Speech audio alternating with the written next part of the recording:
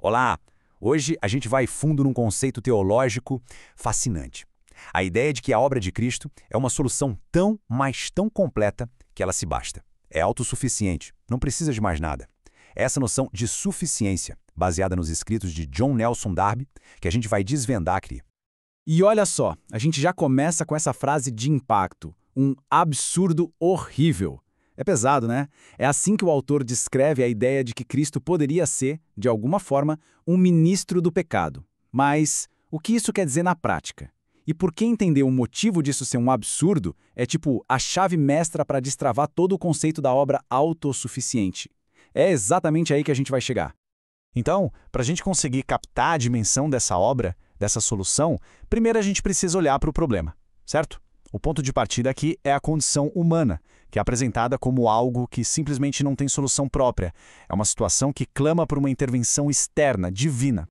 E aqui a gente chega no centro do dilema, sabe? De um lado tem aquele desejo, aquela aspiração de ser bom, de ser justo, mas aí do outro lado, a realidade nua e crua descrita no texto é de uma incapacidade total. A pessoa é descrita como transgressora desde o ventre, sem nem conseguir guiar os próprios passos. É um choque, né? Um conflito total entre o que se quer ser e o que se é. E essa incapacidade não é parcial, não. É total. A ideia é que a iniquidade está, amarrada na gente. E qual o resultado disso? Uma separação de Deus que parece inevitável, com os erros se acumulando a ponto de chegar até os céus. A mensagem aqui é bem direta. A ideia de se salvar por conta própria, impossível. Não tem como. Ok. Se o cenário é esse, de incapacidade total, qual é a saída? Bom, é aqui que o foco muda completamente. A gente sai do problema e vai para a solução. Uma obra que é descrita como perfeita, completa, consumada. Vamos entender primeiro a qualidade dessa obra, para depois ver até onde ela vai. E a palavra que resume tudo é essa aí: suficiência. Mas, atenção, isso não quer dizer, é o suficiente, tipo um quebra-galho. Não, a ideia aqui é outra. É de uma obra divina, que foi concluída de forma perfeita, com um valor que é eterno, que não muda, diante de Deus. É o padrão máximo de perfeição. Tá, mas como se prova essa perfeição toda? O argumento é construído em 3 etapas, bem lógicas. Primeiro, a obra foi finalizada aqui na Terra, ponto. Segundo, o sacrifício foi impecável, sem mancha. Mas o ponto final, a prova definitiva de que Deus aceitou tudo isso, é a exaltação de Cristo à sua direita. Essa é, digamos, a chancela divina, inquestionável. Beleza, então a qualidade da obra é perfeita, certo? Estabelecemos isso. Agora a coisa fica ainda mais grandiosa. A gente vai ver o alcance dela, porque o argumento é que essa obra não afeta só o indivíduo, não. Ela vai muito além, chegando a uma escala cósmica mesmo. E esse impacto se divide em 3 grandes frentes. A primeira tem a ver com o próprio Deus, como ele é glorificado. A segunda é sobre a posição de quem crê, como ela é firmada. E a terceira, sobre uma autoridade universal que é estabelecida. Vamos olhar cada uma com calma.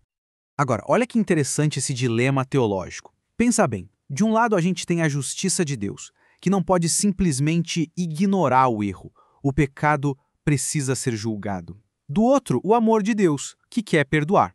Parecem coisas opostas, né? Como resolver isso? A beleza da obra, segundo o texto, está exatamente aí. Ela consegue satisfazer as duas coisas. A justiça é cumprida e o amor pode agir livremente. É a reconciliação do irreconciliável.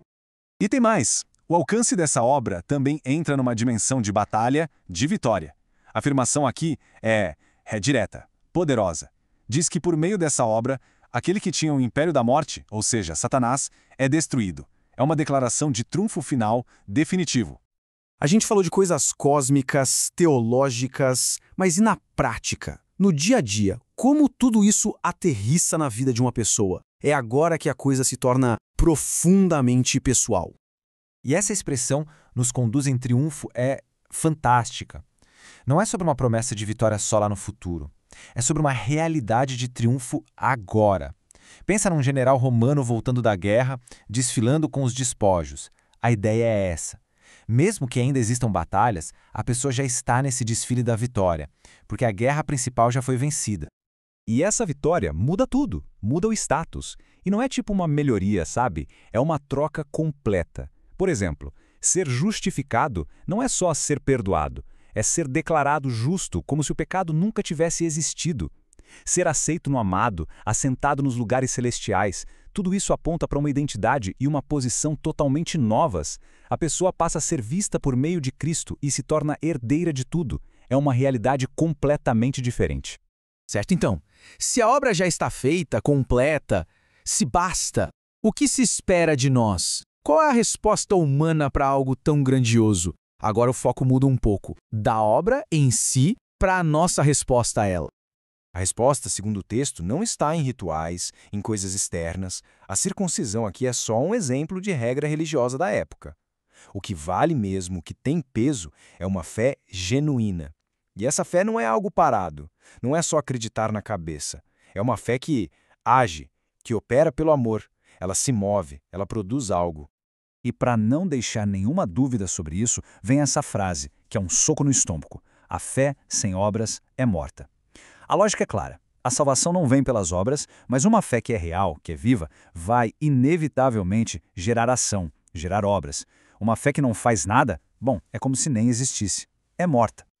E tudo isso nos traz essa pergunta final, que fica para a gente pensar.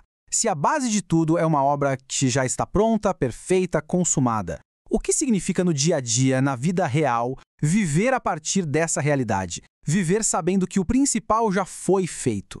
Fica aí a reflexão sobre o que é, de fato, descansar numa obra que é autossuficiente.